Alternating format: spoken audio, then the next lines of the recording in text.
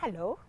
Webale kubanga otegaseeko gitambula giteyo gino najjo sinzira okubanga otulaba nsuubira nti bitambula bulungi ddala webale kubanga weekuumye webale kubanga tweyagala ate guno omwaka guggwako naye ogumazeeko otya olwo ebintu bye tuba tutunuulidde nga omwaka gugenda okuggwako jjukira tuba tulumbirira amazaalibwa ga Yesu Kristo naye twebuuza ddala Yesu ng'azaalibwa gwe mu mutima gwazaaliddwa ebintu byokola byonna ebyo byokola banno abatakulaba yes tuyinza okuba tubitegeera naye nga mu mutima gw'omunda gw'oyogera bikyamu naye Mukama akebera mitima ddala singa mu mutima gwo gubikula right now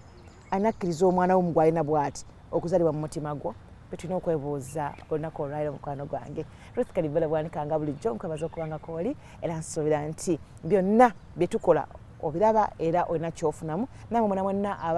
abatuweereza comments ne feedbacks tuzeebaza kubanga zitugattako tukyebaliriza and sikitwala for granted. Thank you so much. Olunaku olwaleero nzize ngera mbaleetedde omu kuba anchors baffe wano ku Spark TV olaba gafeeyo mwana muwala oyo aliko emboona Suzanne Nanyanzi olunaku olwaleero gwe tuzze okuwayamuko naye amachago olunaku olwaleero nsanyusa bubuuze ku balabi bange. First of all nsanyusa okubeera nawe Ruth. Of course tukola ffenna amanyi oluusi tululwakadde ne mutulakawo mwe twesiŋŋanya mu corridor. I know yes embeera ku kiro ate ngodde so ndi musanyufu okubeera ne such a beautiful lady. By the way, you're beautiful. Really? I'm so humbled. Omukazi wagamba bwatyo. Ate omuntu wabeera beautiful n'agattako Katonda omanyi kye bayita Katonda. Amen. Ekyo kinsanyusa nnyo bayi. Era buli njogera naye mpulira nga njogera n'omuntu omutuufu. Amen. Ya sikulimba. Omanyi kitegeeza omuntu omulungi okugaa nti oli mulungi. Kiba kyama nnyo. Okay, abalaba Spark TV bambi nange nsanyusa okumundaba oba nze mbalaba. Mwe byonna tubikola. Kale nsanyusa nnyo okubeera wano ne Ruth ku mukyala gwe. Yes. Omanyi oyagala nnyo abakyala. Nnyo and children. N'omwana awo obeera. Pata ng'oli otya? Ndi bulungi Mukama afuga Mukama afaayo emirimu tukola abantu baweereza. Mukama omutegeera nga wenkana ki? Mukama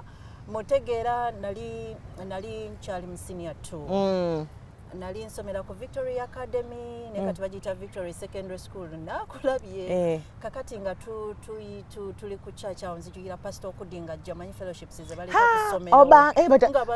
bagiyita upolo panga ya kayimba banenga njagala first of all sateka kutegeera nnyo Katonda naye ennyimba kati bayimanga nga ina abazinyi nembyagala wajja ne batwatuza obulokozi bambi ate ne tutabitegeera nnyo olwokuba bajjanga ne bagenda bino scripture union nga mbeera n'abaana bannammwe oluusi tebalina nnyo time nawe tebanyikidde nnyo mu Katonda naye ngwamu but so okugwa okubintu naye nga tobitegedde bulungi nasooka noddayo mu Anglican nenzirayo mu church nze nga nnyimba nakwatanga omusaalaba omwana gwamanya okuyimba nyimba wemba mu church abayimbi bona best voices alto wow luli nga nkyali muto nga nyima ne discount oba babiwulira kaka yaliwo oyo kasembayo obutini ako so nayimba nga mu church Anglican olwagira ndoza nga nkoze maze senior 6 awo nentandika nnyo okutegeera nenesalirawo nendokoka. Amina n'oyatula obulokozi. Owulira otya ng'oli mu bulokozi? Mpulira bulungi kubanga buli kaseera omanyi bino ebintu tetugabugambye nti olokozi. Yes. Naye okumanya nti omuntu gw'omanyi nti alina solution mu bantu bonna ye Katonda yasembayo kikuyamba nnyo nti ne bw'oba nga oba owulira ofa omanya nti Mukama waali nti Katonda waali ate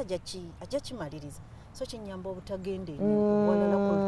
kunoonya solutions there okitegeera nga mmanyi nti Katonda era oba oli awo by the way ng'akikoze nange ne mmanya nti obuvunaanyizibwa wange buli wanze nga Susan bwe mbukola ebisigadde mbuwa Katonda kubanga byonna yabimanyi Susan tiwamanya wagera mu lubuto lwa maama wo Mukama ye yamanya maama teyamanya nti ojja kuvayo ng'oli kyeru teyamanya nti ogenda kuvayo ng'oli kiwala naye Katonda n'amuteekamu tugenda mu zino zisikaani nga Mukama yatonze dda okitegeera maama ali atya maama munange mulungi maama mulwadde netukkiriza Mukama amiina omanyi abantu anti bwe bakula birwadde kino kyesa ya magulu nyungo migongo mukozi akola emirimu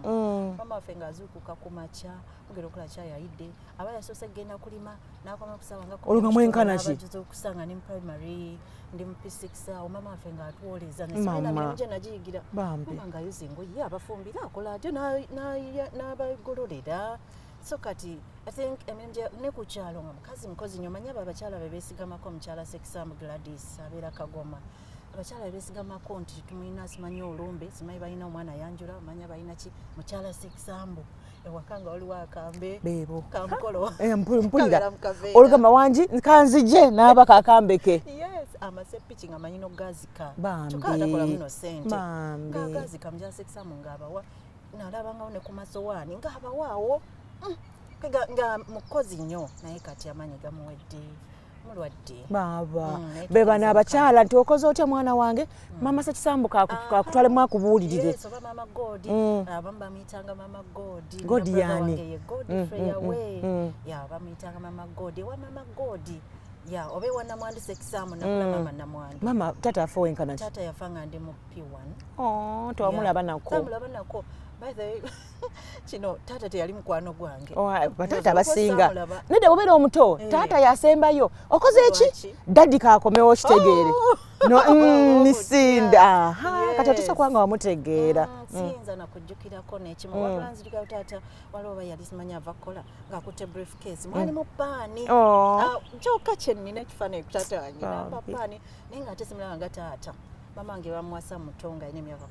16 edda we baakolanga kati nze bwe najjira nze last born gwe last born kati najjira nga akaddiye kuba yali mukulu nnyo yalina abakyala abalala then mama najja namukuba empeta simanyi bwe kyali ye mama w'empeta mama yali favorites maybe so bwe ndaba ekifaananyi kati ndaba mukulu nnyo muzeeyi ate mama kato you know kati nze ngenda okujja twamuyitawo ku jjajja taata simanyi nabinamuyitanga muli abaana bameka tuli abaana 9 naye kati twasigala 7 bambi babiri mukama yabayita actually tuli 6 kati bembaseera bidde abawala bameka tuli abawala 3 n'abalenzi 2 gwe last born twafuna ku kitegi kyejo ekyo naddala abaana abawala singa yasembayo okutiirika kubaawo okufuka ku buliri ebitigi ebirala saabifuna mayinza nafuka ku buliri paka P6 ng'otegeera kyana gwe kyo kyali kyejo kyali kiki ate nga nsula ne maama wange n'omutobya kyekitegi kyokka ng'onyonyoza mazzi regulo simanyi ndootabula osinga tuzannya wepena embagamba munindeke awo nananga sista wange ye Esther Nambogo bamuyitanga Nambogo waka Nambogo munindeko nga ogenda okuzuukuka ng'obudde bubisi naye nga mu kirooto nga wafuukanga wabbali anange okufuka kubi so kyekitegi kyokka kyenyinza okugamba kuba ndaba abaana kati omwana abeera wa myezi gumu emyezi 3 abatafuka kisinziira era kisinziira namyaka 2 babafuka naye wadde maama waffe yalinga tukolera buli kimu naye sijjukira kukola ku kyejo nze ni mukazi mukozi mmanyi buli mulimu okitegeera ate nave waffe nengenda nembeera ne sisita wange bwe nakula naye era sisita wange we bamuyitanga nnyo mama Suuza bwe yali agenda okufumbirwa n'agenda nange nga nditulika bebi naye ng'oli sisita we kati balowooza first born wow kati nga balowooza oba yanzaala bwe yagenda tannaba kufuna mwana nembeereyo mama Suuza lwaki akutwala kujja ku bazadde bo noza yali atyayo aleka yasaba maama bambi kubona yafumbirwa muto simubuuzanga nnyo kale ngayagala kampani naye teyali mukyala mwangu naye kati ndowooza yagenda kakkana yabivaako sisita wange nzijukirako yankuba kiboko nga ne mu senior 3 ng'obadde ekyate twali tulinawo omukolo wa sezaala waffe yalina sezaala wali kumpi waliwo omukolo kati ne tubeerayo n'endwayo akasawa nya sinadda waka naye nga tuli awo tutudde bambi ndowooza obimanyi abakyala otulukweraliikira omwana yavubuse yankuba ruusi munnyonnyole munaye namunyonyola nga tawulira nga mpubira nnyo ndowooza nga mpubira nze yanganangako n'okwambala omanyi obwo bob olukwata amabeere abo nadde ewaka ne mugambako nti principal agambye tubugule simanyi biki kanipo munange ye ng'agamba oba nyonoonese nga mpubira nnyo oba yatyanga nnyo maama okulooza nti omwana amwonoonye oba nawe yankuba nennoba nonoba wali wafumbirwa ndowooza nali nkuze ewayo nali saafumbirwa kale nanyiiga nawulira ng'asobola okwogera nange so nennoba Ruth nempakinga ebitabo byange nempakinga kesi yange yali senior 3 kati ku ssomero nga ndi liida nga mpulira ntegeera ntuuza abaana ne mbabuulira bakuba n'ekirala okukuba omwana nga omuntu kale yenna oba okumunenyeza ekintu kyatakoze nga tokoze bulungi research kiruma eno tomuwuliriza ate omuwuliriza munene nno banenzira ekagoma negamba maama reaction ye ennaku mamange yali talina mugalanda si yampeeredde she was so much a housewife nga yamanyi byakulima kudda akakufumbira baana full stop kale nga talina sente financially nga tali kati niye yali akuweerera that sister kati onobye nenvaayo nga mpulira obusungu tampuliriza ani agenda okuweerera nkakome mu senior 3 nga nkimanyi nja kusoma otyo ate nga njagala nnyo okusoma so nenzirayo nekyanyamba maama nayogera ne sister wange namugamba manyi yogera naye kati nze namunyonyola ekituufu yangamba kyabadde ekituufu biki sister n'abeera nga akitegedde naye yanyiigawo tasobola butanyiiga omanyi we yanyiiga naye ate n'amanyi ekyakukola sigenda kuddamu kukoonako maama ate omuganda kankuleke yonoone katiiriika sigenda kuddamu kukoonako naye nange nensigala nga nkola bulungi namwegendereza sikola byatayagala awo nemmanya nze saddamu kubeera simanyi mbu tulina pati simanyi waani nga sigenda karakita yali etyanga omwana omuto ng'ovubuka were you an active baby mwana are you active or very quiet nali boss I think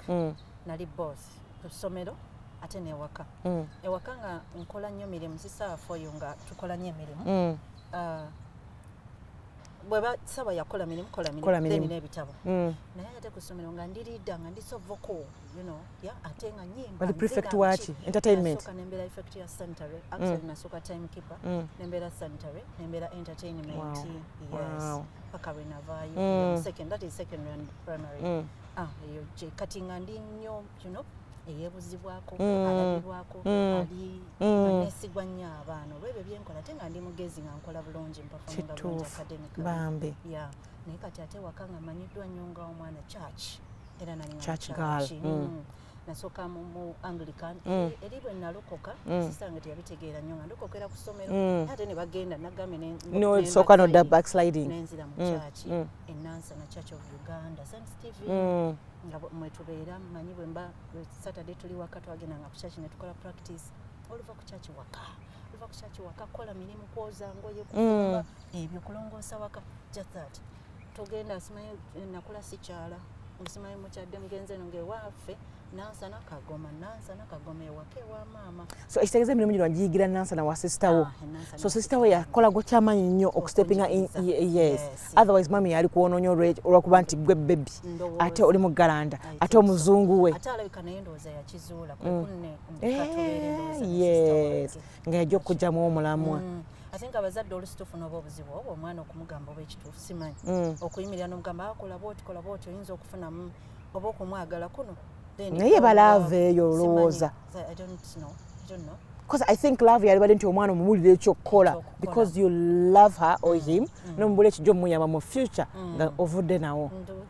bwe kirina okuba naye maama ye teyakikola nnyo oba olumu nga akulaga oba asaanika emmere nga wooli mukola kino biki mbijjukira bwakola nga bwe yakolanga naye nga tagamba nti kati mwe mufumba mwe mukola kigambo yatwalizanga n'engoye. So do you think senga mama senga sasa wote yakutwala walibadde hard working as you are right now? I think so because it is natural. It is in you. Olwokuba nakirabanga. It's natural. Yeah. Ompozi waliwo bye nandi missinze naye nga ate simanyi olwose ebimu tubimisinga naye ate era ne bita applyinga nnyo mulamu ng'okuze nti maama namulabanga nnyo ng'alima sibadde mulimi kwata enkumbi no mama namulabanga nnyo ng'akola emirimu egyo community kugenda eno biki I'm not that live alone amawulire tukola naye simanyi nnyo byakudduka genda wono kuŋŋana weka reserved reserved naye nga ate sigamba nti abantu sibeewa wena trust issues nga bwalibadde ogamba nti nno owange nze ntya okwewa abantu kuba nti omanya muntu kyakulowooleza kubanga nze ondaba nze nina that I have that ojja kunsanga nga ebyange biba byange nakatonda wange okitegeera siri muntu nnyo ayagala ennyo nti munnange Suzani yankubye because nkimanyi abantu bangi ate n'engeri bino bye twanguje ne tugenda mu bantu nga ba like people look up to you so much kati nze ntya ate nze okubakaabira ekyange bampulira ajja kuggwamu amaanyi kati I'm always strong ne bwe mbanga mpulira kanyama wange bandi strong at least nengenda nenkaaba nzekka eyo nate n'omuntu era ali strong yeetagako omuntu okubeera strong for her kituufu era ofunayo kale omuntu bw'atyo naye andi mbeera ebiseera ebisinga mbeera reserved era kizibu nnyo okumanya ebyange naddala ebiri so deep personal. yes ebiri eri ewala kizibu lwalumu naye ng'okyalina mami nze banaye ndoza mbakuba na mama wange senga nina omutijjina mungi mama buli kadde mami obuzibu kale nze bwenfunye mama waali naye ndoza namulaba kitono then n'alwala kati olw'okuba mulwadde kati nga saga bwentuuse mu buno obulamu nti mufumbo muzadde kati mama nga tanafiya yes so kati oba toyagala mwerali yeah true olw'obulwadde alina pressure alina alcohol alina kiki tomanya omugamba ekintu then pressure n'erinnya you understand so kati ofa kisiiri I know right ng'omukyala mukasera n'omulaga smile I know ate gwe n'omukubira n'omuzaamu amaanyi I love that yes otandika ddi amawulire okay amawulire nga tandika nga ndi ku top radio nsumange Jackson Senyonga nga tandika nga ndi ku top radio I think it is okay yes that is very very okay nga tandika ndi ku top radio nali mu church so olwo obulokole bukwasiza maanyi nga mpeereza sinze mbadde muweereza va kubina amawulire gatwala always a leader yes nga ndi muweereza kuyimba mbadde nnyo kuyimba mu church awo Christian of Church so kati bwe mbeera ku church ndi mwana omusumba wange taata wange alina radio na TV so neŋŋamba naye bino mbyagala okitegeera bino mbyagala first of all nali maze okusoma nga seeyongeddeyo mama tewaliwo ssente senior 6 kati neŋŋamba naye nsobola okukola amawulire yes nengenda genda nga mu studio biki nga tukyazangako nendooza bino mbisobola talent nga mweri kyenakola nengenda ate nensoma okitegeera nengenda nensoma journalism kati munange top awo nentandika nga okuvoicinga nga bampa stories awo ne Paul Katandazi yaliyo ku top nga producer w'amawulire abampa stories awo nenzivoicinga kukakkana bampadde amawulire okusoma ku radio eddoboozi eno zanga balaba bulungi nensoma amawulire ku radio ebbanga lya myaka 3 2012 yes paka 2015 mu May nga nsoma amawulire ku radio nkola show yabeeranga Saturday bagiyita saba okulula nensoma amawulire ku TV nenkola ne morning show imagine wow multitasking I know yeah but naye mukama akuweramu ekisa kubanga si byangu lwaki nti kyandeetera okuyiga ebintu ebiwerako walingawo access to learning more nga tewali nkokola nga tewali obalwakuba family byani kino kati nayiga ebintu bingi nekirala nemanya nenzuula obusobozi bwange webuli ne bantraining okugumiikiriza awo one training okumanya nti sente ne bweziba teziriiwo nkola kimadenge n'okuzzaako naye wafunanga ku ssente obanga gwokola bukozi osanyuse ndi ku mpewo nafunanga ku ssente naye ngera kiri tekyebulizayo tuli mu buweereza tuli mu buweereza nga not one person gw'onoowulira nti bannange tebatuwadde ssente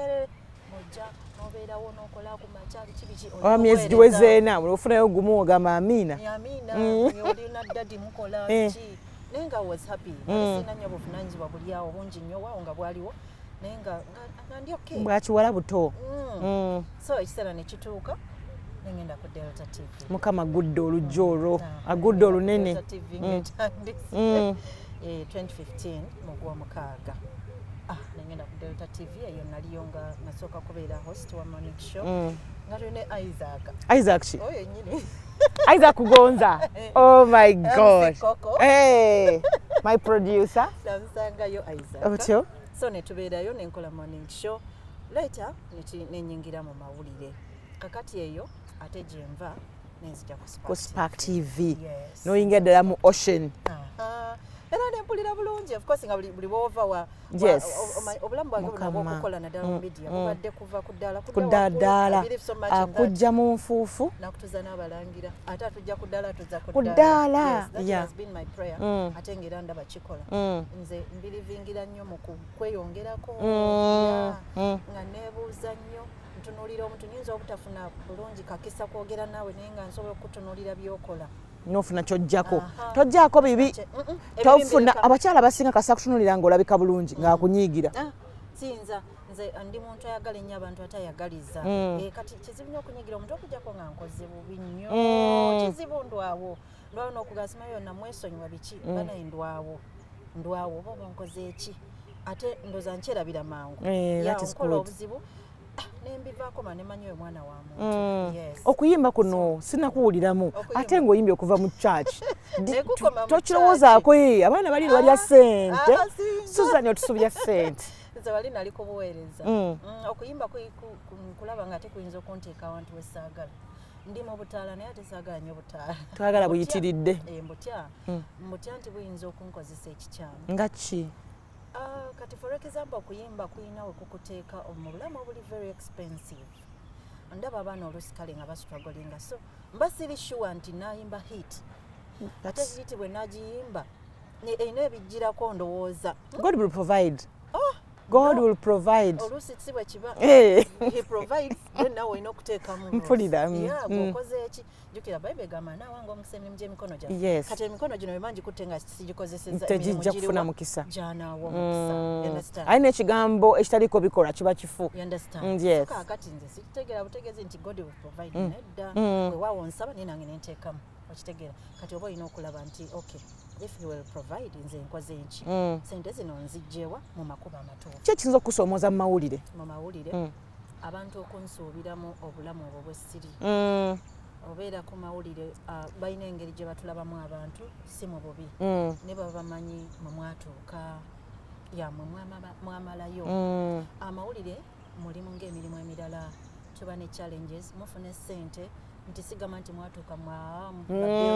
nedda tukolera bantu ng'abalala bakolera nti batugabanyizaako kwezo ze baba bakoze zeezo ze mwakkaanya nti nza okuba n'ebyetaago nga bisinga ku ssente zenkolera kituufu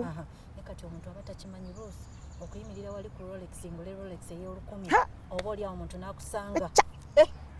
kwegamba ate kasita akugamba eddoboozi lyo nningaalimu si gwe Susan Nanyanzi kati akuba akafaananyi keyayimiridde ku Rolex ogenda obagaininga amatooke naye naawe ana 1000 nze njagala nyongezaako oba mu taxi mpa ebitaano byange nga sinnatabuka kwegamba olemererwa okubeera Susan yennyini oli kale owawansi ddala n'oyambala ekifaananyi kiri abantu basigale nga bakukkiririza ng'owa TV gwe balaba ekitali wabeerawo kiri kyoli nakyo nti of course obeera muntu wampisa oli biba nakyo atali wampisa era nakyo kiri nakyo ndowooza naye bino obulamu obwa bulijjo nti ffena tufaanagana nti bona ogenda okugula ebyena mukate nange nja bigula olina omusaayi gwa redi omusaayi gwa redi osanga omutulaga banange Susan ku TV oba muwanvu kale wala kyebaŋŋamba my God omanyi Ruth oli mulungi nnyo mu real life TV tekujjaayo nogamba nawulira ennaku nogamba ngenda kugamba Isaac kaki Akuwanvu. kyebakola baziseekinga batya oyo ku lubazi kulubazi oya nagenda ngamba eddadi cool kamera baziseekinga lwaki oli muwanvu lwaki wano mba ndi mulungi nnyo ate wali sibe waki wano oli muwanvu wali oli mumpi otandika okuleetawo ebibuuzo ebyokwewozaako nga tubeera mu kwewozaako mu bantu that is my biggest challenge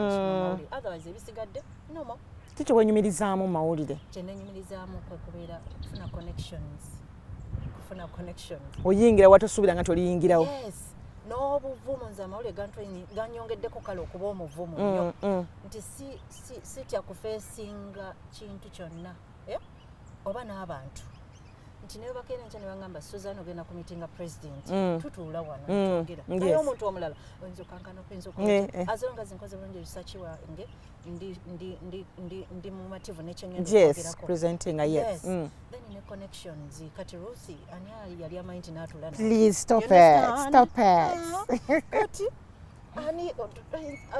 abantu balaba ba ministers biki naye nze mmutuukirira namuteekako omuzimuolira kino kwegana n'omugamba nno kyoŋŋamba si kituufu tujjukira nti gavumenti yagamba kino na kino so ate gwe oŋŋamba kino kiri kitya okitegeera we mubeera awo ne mikes ezo sometimes mubeera biased ng'ogamba nti kakati kangu example kati eno yange nabbanja mwagala kati onabayo omuntu amulwanyisa nyinza omuntu watonga naye lwaki toyagala nabbanja okitegeera ng'ekyo nkyebuuliza nga nze ofunayoko scenarios bwe zityo nga ggwe bwe tuba tutraininga amawulire ebyo ebimu ku bye batugaana toyina kuba biased jjukira guba mulimu olina okufuba okulaba ng'ojjayo story entuufu actually ku balancing a story waffe tukiyita 360 degrees weetooloola paka nga buli kamu okakoze ekyo kajje oli ne bw'aba mukwano gwatya okitegeera ng'oli mukola story naye ate era tokola story bambi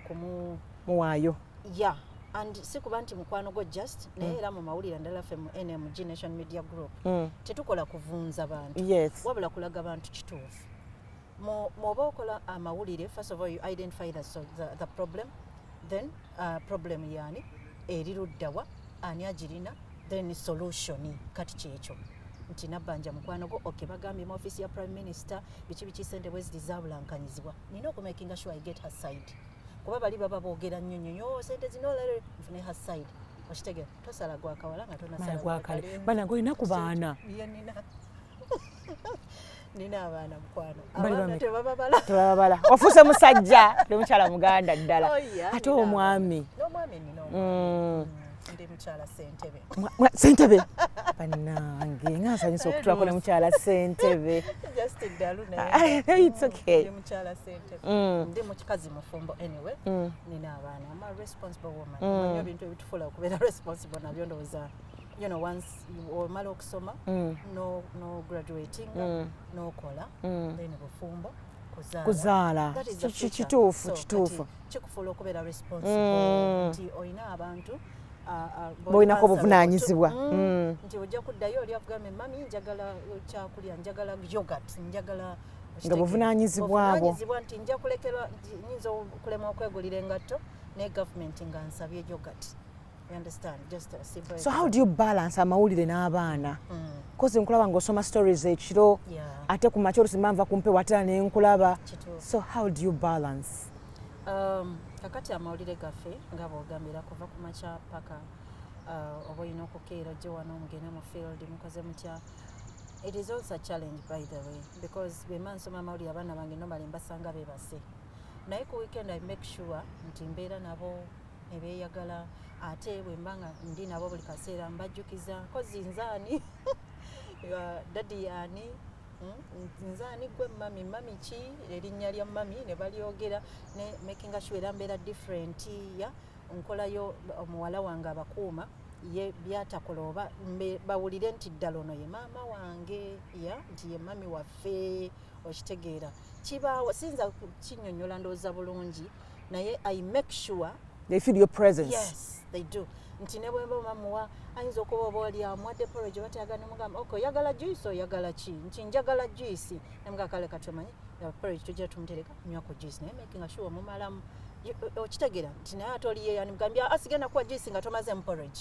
okitegeera so I make sure mbeera a bit different from omwana abakuuma nange. So omwana mpulidde omuyita muwala wange lwaki omuyita muwala wo abakuuma? Kubanga muwala wange how? Muwala wange muzaala omanyi ategeera n'abaana oba olumu okunsinga ya ategeera okunsinga mpulira nga ali part of me olw'okuba abeera n'omusaayi gwange ate abeera bwe mba siriiwo yabeera manager of the house mba simanyi kigenda mu maaso n'ekimu obulamu bwaffe aba bukutte bwati mu ngalo do waliwo of course byatakolera ntafumbira mwami wange talo you know naye abaana yes abaana kati olw'okuba bali baana bange ate abeera nabo bamwagala nnyo abaana bange baagala nnyo muwala wange bamita Sisi bamwagala nnyo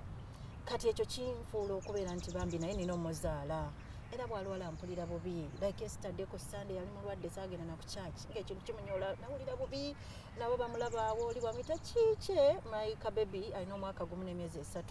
amuyita kiike naye nga kiike tammuka kati nange nga mpulira bubi nenkola emirimu nenkola kino nenkola kini naye teyagenda na ku church so nemugulira eddagala omukubiriza sinabo babanga baana bato of course era baba bato naye ofuba okulaba nti akola ekyo oyagala first of all awone oyagala abeere mulamu bw'aba mulamu n'abaana bajja kuba balamu ajja kubayamba because aba alina amaanyi naye nga kiri nti obulamu bw'abaana yabukutte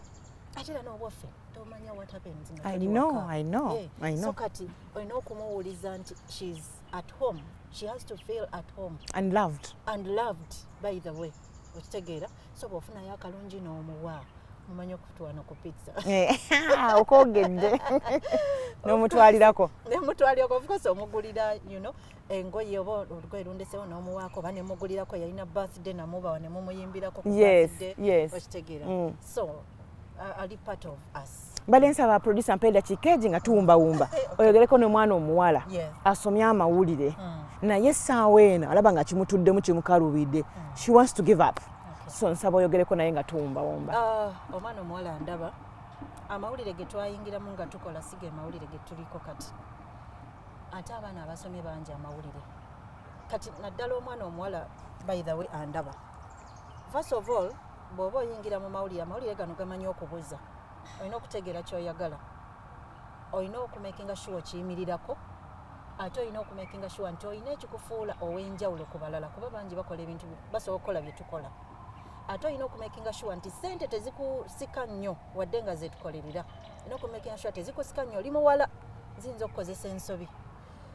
Abantu betukolamu tukola mu basajja n'abakyala abamu balina ssente abamu tebalina oluusi ssente zino ziyinza okukubuza olw'ebyetaago by'olina ate era n'abantu b'olimu so kati making sure omanyi kyoyagala kyokola okyagala ate oli unique ekyo kye kijja okukuuma ku mulimu ogwo nga bakwetaaga okitegeera kijja kukuuma ku mulimu nga bakwetaaga naye n'ekirala we tugenze digital fege twayingiramu amawulire siga egaliwo kati totuuleeyo n'olowooza nti essaawa yonna tv ejja kuyita okole the competition is so high okuvuganya kuli waggulu nnyo ojja kulinda nti ogenda kola ku tv obeerenga Susan obeerenga Ruth emyaka gigende nga tojja kusobola si buli asomye amawulire nti presenter nti anchor nti editor nti ani amawulire gali wide osobola okuba online journalist osobola okuba gali manene amawulire osobola okusoma amawulire naye ng'ogenda kubeera mu company ng'oli PRO oba oli mu communications department so totunuulira tv yokka oba radio weebuuze kale ne ku bantu abalina experience mu mawulire otegeerere ddala amawulire kyeki. Neyanza nnyo neyanzenge bale omwami omujja mu mawulire bosi wo wasomanga naye ye Isaac nedda njagala ntaase akutaasa ate etya mbuuza bubuuza Isaac yamumanyi ndabadde njogera ku byanfunye mu mawulire connection omwami ajja mu connection omwami wange twemanya kale mu mawulire wasoma oti n'alaba oba omujjako story n'agamba baby engeri gy'ombuziza akabuuzo ako jangu ekombuuliza eddala balaye mubeere bulungi bye